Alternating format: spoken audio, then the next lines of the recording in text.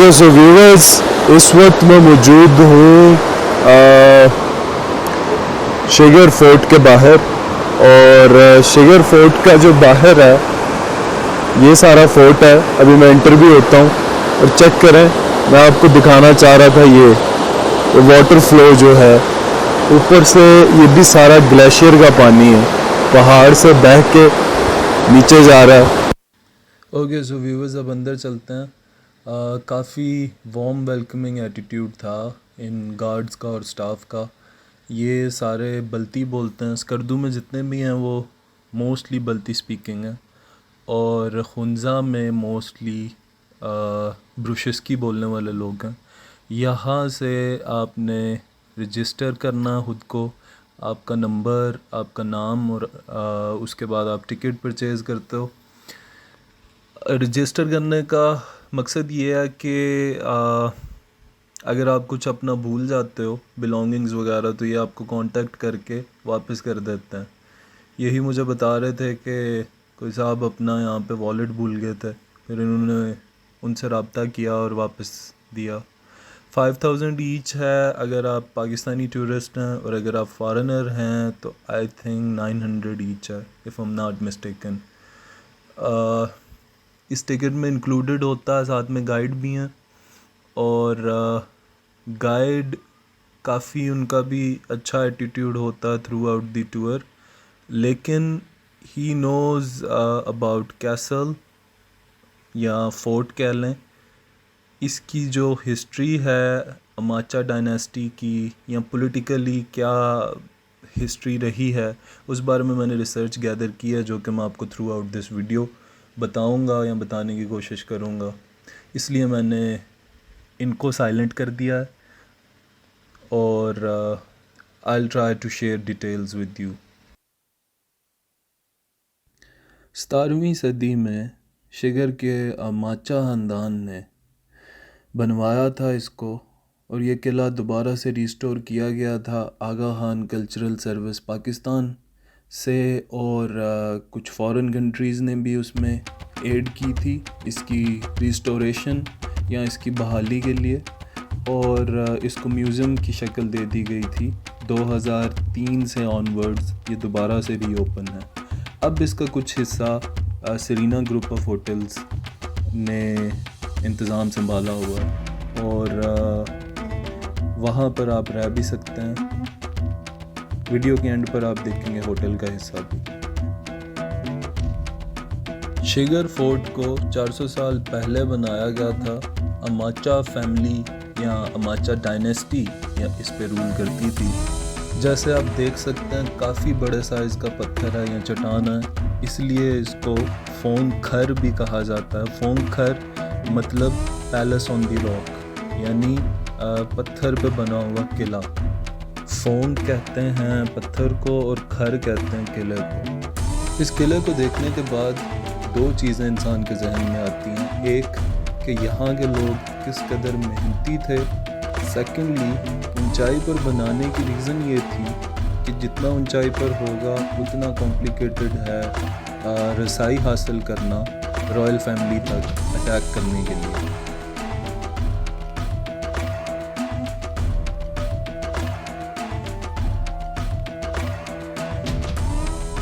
वो सामने पहाड़ में लेफ़्ट साइड वाले बादल के बिल्कुल नीचे देखें, वो जो आपको रूम सा नज़र आ रहा है, ये भी फोर्ट का हिस्सा है।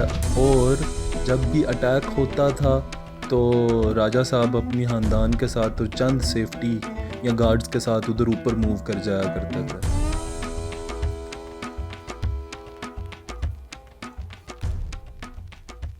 दरवाज़े के बॉर्डर पर जो सारा ये डिज़ाइन देख रहे हैं, ये क्योंकि दस्तकार और कुछ कारीगर कश्मीर से भी आए थे जब ये किला तामीर किया गया था, तो कश्मीरी और लोकल बल्ती आर्ट इसमें मिक्स है। किले के मेन डोर को लॉक करने के बाद एक्स्ट्रा स्ट्रेंथन करने के लिए बड़ी सी लकड़ी का टुकड़ा दरवाजे में फंसा दिया जाता था।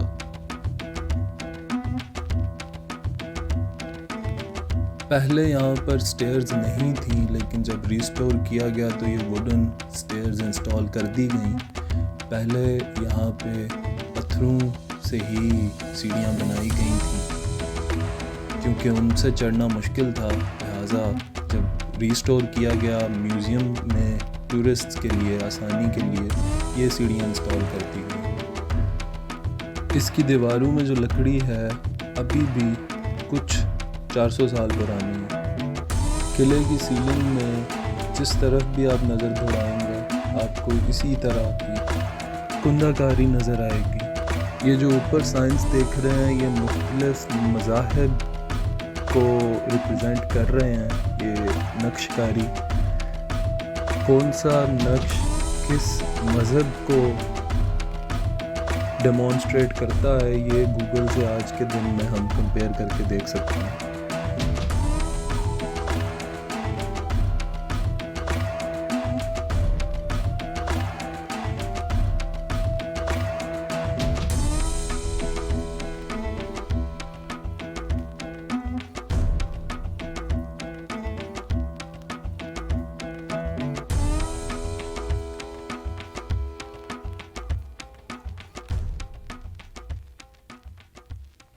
ये वॉच टावर है और यहाँ से वो पैसेज नज़र आता है जहाँ से वॉक करते हुए हम इसके मेन दरवाजे से एंटर हुए हैं। यहाँ पर हमेशा गार्ड खड़े रहते थे और यहाँ से इसकी दीवारों की थिकनेस का अंदाज़ा आप लगा सकते हैं।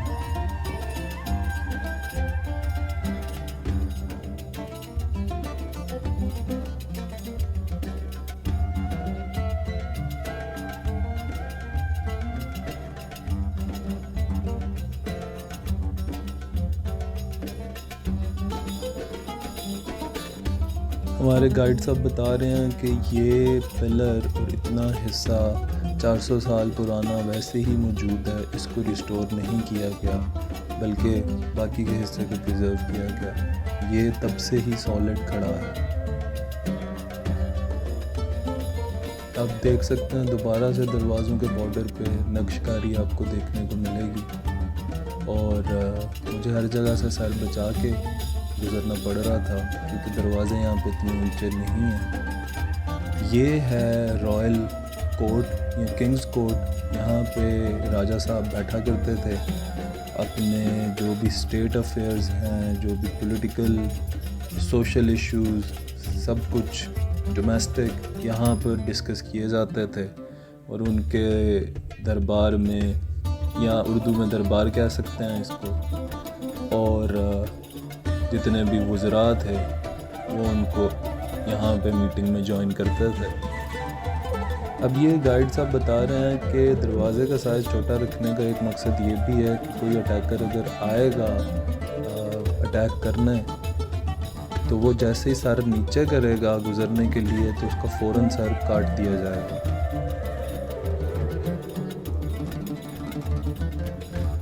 ये मुख्तलिफ़ इक़साम के बर्तन हैं जिनमें खाना तैयार किया जाता था और कुछ तो अभी भी बल्ती लोगों के घरों में आप देख सकते हैं। इस दीवार के बारे में हमारे गाइड साहब बता रहे हैं कि ये इसको खूबसूरती देने के लिए और एक्स्ट्रा थिकनेस देने के लिए अंडे की जर्दी शामिल हुई है और 2-3 और चीज़ें हैं जिसकी वजह से इसमें लचक भी आ जाती थी और ये अर्थक्वेक्स भी बर्दाश्त कर लेती थी जितनी भी दीवारें हैं। ये हम आ चुके हैं किचन में और आप कह रहे होंगे या सोच रहे होंगे कि इतना छोटा सा किचन और उस वक्त के बादशाह हुआ करते थे। तो जनाब ये स्पेसिफ़िकली इस रॉयल कोर्ट या बादशाह साहब के दरबार के लिए ये किचन था।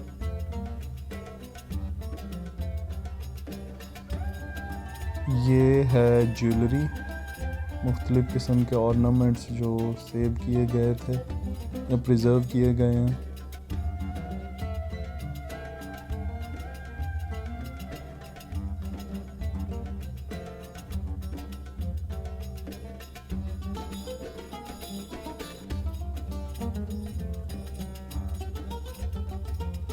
ये कुछ खतूत लिखे गए हैं रॉयल फैमिली की तरफ से और ऑफिशियल लैंग्वेज जो है वो पर्शियन थी, इसीलिए ये सारा कुछ फ़ारसी में लिखा गया है।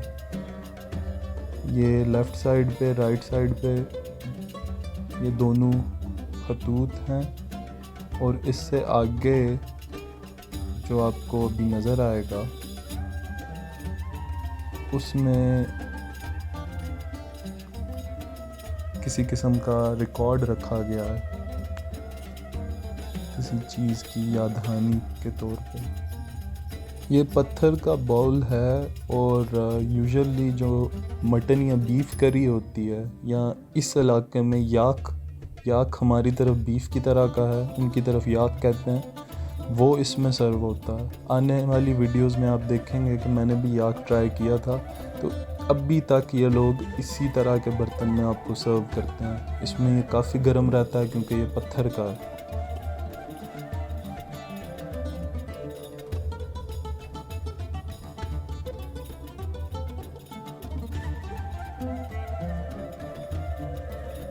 ये जनाब कबर्ड का फ्रंट हिस्सा है और इस पर भी देख सकते हैं आप कि नक्शकारी की गई है जो कि पोर्ट्रे करती है कि वो लोग काफ़ी रंगीन मिजाज थे। इसका जो बैक साइड है कबर्ड का वो तो नहीं है, लेकिन अब सिर्फ फ्रंट साइड है। बाकी ये कुछ और फर्नीचर यहाँ पे मौजूद है। ये अभी जो आप देख रहे हैं ये स्टार ऑफ डेविड है। ये जब रिस्टोर किया गया तो सिर्फ म्यूज़ियम की खूबसूरती बढ़ाने के लिए इसको ऐड कर दिया गया। ये इसका तारीख़ के साथ कोई ताल्लुक़ नहीं। ये गाइड साहब कह रहे थे, अब ताल्लुक़ है या नहीं ये तो यहाँ के लोग ही जानते हैं।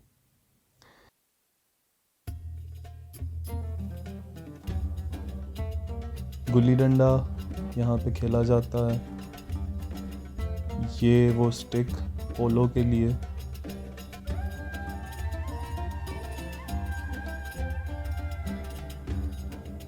अब आ जाते हैं किले की दूसरी साइड पे, और यहाँ से आप देख सकते हैं कि बैक साइड पे सारी माउंटेन्स हैं।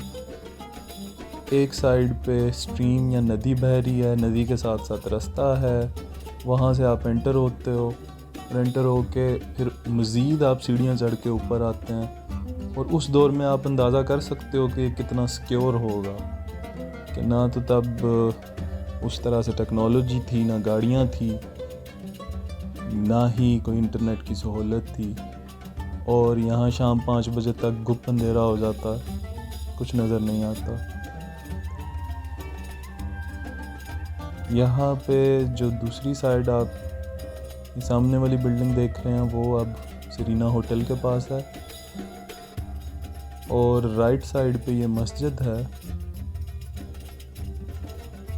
ये छोटी सी मस्जिद जब इस्लाम कबूल कर लिया, इनकी जो रॉयल फैमिली थी यहाँ पे नमाज अदा करते थे वो लोग।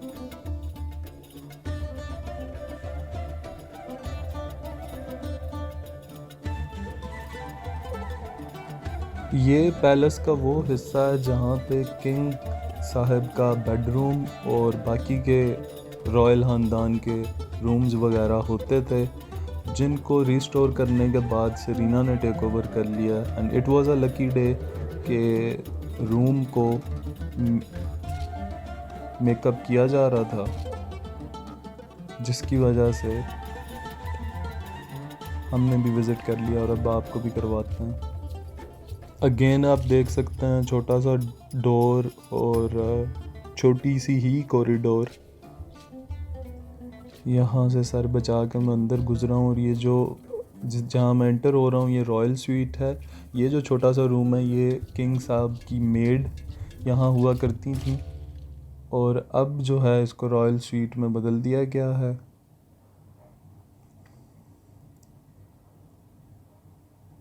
साथ में इसका वॉशरूम है और काफ़ी परफेक्ट हालत में मैनेज किया गया। Obviously it is managed by Serena, so Serena का आपको पता ही है एक अच्छा नाम है। एक प्रॉपर जो 4 स्टार होटल में फैसिलिटीज़ होती हैं वो सब आपको यहाँ पर मिलेंगी। ये बेडरूम है, यहाँ पे वर्कर्स काम कर रहे थे, बिकॉज़ अभी कोई चेकआउट हुआ है उसके बाद। लेकिन मैंने तो इसलिए बनाई है वीडियो के यहाँ पर एक टाइम पर किंग रहा करते थे। इस वीडियो में इतना ही था। देखने के लिए बहुत शुक्रिया। अगली वीडियोस में आपको मज़ीद खुंजा के मुख्तलिफ़ स्पॉट्स और स्कर्दू के भी मैं आपके साथ शेयर करूँगा।